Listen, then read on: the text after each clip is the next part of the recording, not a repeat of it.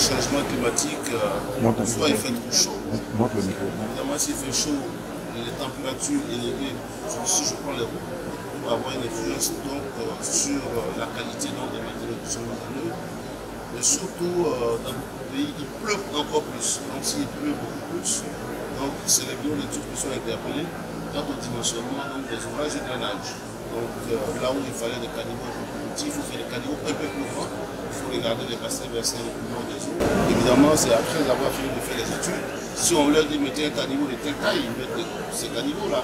Et donc, je pense que vos questions sont très intéressantes. Et il faut que tout le bureau d'études puisse adresser ces questions, prendre en compte l'élévation de la température et aussi bien les problématiques qui sont un peu plus élevées. Je voudrais dire que cette première journée a tenu toutes ses promesses. On avait prévu la cérémonie de lancement, la cérémonie inaugurale. Elle s'est bien tenue. Et nous avons eu droit à la conférence inaugurale que vous avez eu l'occasion d'écouter. Et globalement, on peut dire que l'ensemble des participants étaient satisfaits de ce qui s'est passé au cours de la cérémonie.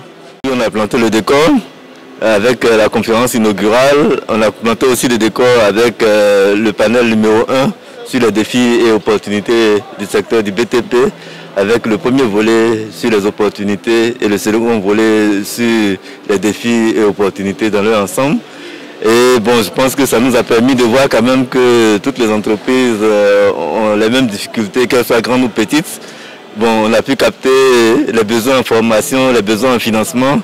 Ce sont des choses qu'on va essayer de prendre en compte dans le rapport de synthèse, de manière à ce qu'on puisse voir comment est-ce que ces questions pourront être adressées. Alors, Sotaci aujourd'hui vient dans ce salon pour aussi accompagner ce projet d'envergure qui, quelque part, permet aux autres structures de mieux connaître aujourd'hui qu'est-ce que la Côte d'Ivoire est capable de faire en termes d'infrastructures et tout ça, et la présence aussi de Sotaci à côté de tout le monde ici pour dire qu'on n'a plus besoin d'aller chercher toutes ces technologies, ces moyens ailleurs, et que nous on l'a ici.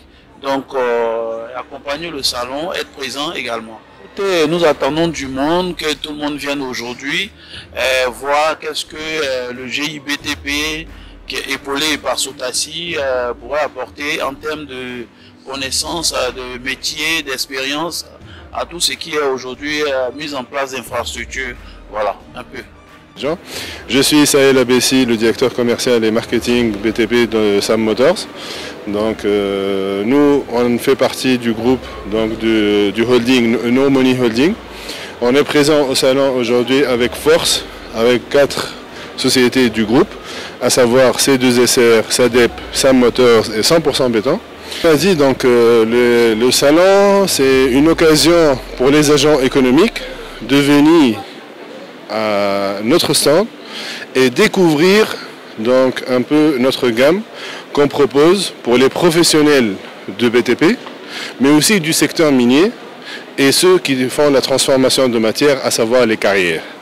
Donc là, on invite ces agents économiques à venir nous voir parce qu'on n'est pas présent qu'avec ces 2 machines, mais on a toute une gamme et toute une panoplie qu'on peut leur montrer avec donc notre simulateur. On a un simulateur qui a été fait en Côte d'Ivoire. Ça, c'est une première pour la Côte d'Ivoire et c'est une première en Afrique. Qu'on a un simulateur qui prend les machines réellement en Côte d'Ivoire. Dans notre siège, donc on a fait le scan, on a scanné en 3 dimensions donc notre gamme de produits qu'on pourra partager avec nos chers hôtes et nos chers visiteurs. C'est une plateforme qui permet justement aux acteurs de l'industrie du BTP de se retrouver, de faire un état des lieux de ce qui s'est fait sur place et voir les perspectives pour l'avenir. Donc ouais, le thème de cette année, c'est en lien avec la technologie et les évolutions de l'innovation dans le domaine. Le panel que j'ai eu l'honneur de piloter cet après-midi, qui parlait des défis et des opportunités dans le domaine du BTP, était justement cette occasion-là d'inviter un certain nombre d'acteurs qui ont présenté un peu les défis dans le secteur. Il y en a quelques-uns. Il y a le défi du financement, comment on fait pour mobiliser des ressources pour des infrastructures dans le domaine. Il y a la question des ressources humaines. De plus en plus, on a besoin d'avoir de la main-d'œuvre qualifiée sur les projets, aussi bien pour exécuter le travail que pour encadrer les personnes qui exécutent. Donc ça, c'est des vrais défis auxquels donc, le secteur doit pouvoir faire face dans les années à venir. Donc on parlait aussi de l'innovation. Aujourd'hui, il y a des nouveaux procédés qui permettent de construire plus rapidement, de construire plus sereinement. Une nouvelle technologie qui permet d'avoir des ouvrages beaucoup plus durables. Parce que la question de la durabilité, c'est un vrai sujet. On ne peut plus construire en faisant fi de la contrainte de développement durable. Donc il faut l'intégrer dans notre métier. Il faut prendre la disposition pour y arriver. D'accord, donc je suis Madame Brou Nekoneba Awa. Je suis DGA de la société Établissement Multiservice au Rosier, donc qui est une entreprise donc, qui évolue dans la construction routière et d'ouvrages d'art. Et donc aujourd'hui, en tant que membre du comité scientifique déjà, ayant participé déjà à l'organisation de ce salon, aujourd'hui pour ce premier jour, déjà pour les premiers panels qui se sont déroulés, déjà il ressort quand même une richesse des échanges, des thèmes qui sont abordés, donc les défis et les opportunités dans l'industrie du BTP. On a pu explorer différents secteurs. Mes impressions pour cette première journée du Salon des infrastructures d'Abidjan sont très bonnes et très heureuses parce qu'on a l'occasion de rencontrer du monde professionnel, échanger sur des thématiques qui nous concernent, qui nous intéressent hautement. Et aujourd'hui, à l'issue de la conférence inaugurale présentée par le DG du BNET sur les technologies émergentes dans le BTP et les deux autres panels qui ont suivi, nous voyons toutes les opportunités, les défis que nous rencontrons dans le monde du BTP.